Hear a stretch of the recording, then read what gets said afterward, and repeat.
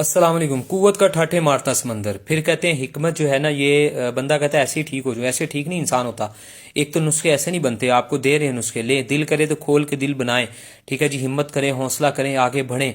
बड़े लोग कहते हैं जी नुस्खा दे दे बनाना है, या ऐसे ही छोटे मोटे नुस्खों के पीछे लगे हुए शायद हम ठीक हो जाएंगे, हमारी इजवाजी ज़िंदगी अच्छी हो जाएगी, हमारी दाना पावर अच्छी हो जाएगी, हम जनाब जी जवान हो जाएंगे, हमारे ऊपर बुढ़ापा नहीं आएगा। ऐसे नहीं ये काम ठीक होने। ये देखें, बनाए, हिम्मत करें, हौसला करें। हम तो नुस्खे आपके सामने रख रहे हैं।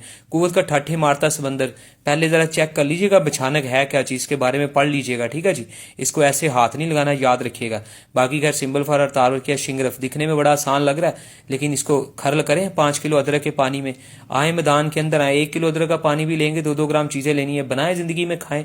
ठीक है, ऐसे नहीं लिखा हुआ टोटल 7 खुराकें। मैं कहता हूँ बड़े लोग कमज़ोर हैं, चले 7 नहीं 50 खा के ठीक हो जाएंगे, लेकिन कोई बनाए तो सही ना इसे।